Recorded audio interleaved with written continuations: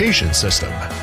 And there's no complicated hydraulic mechanism, except using wear-resistant parts.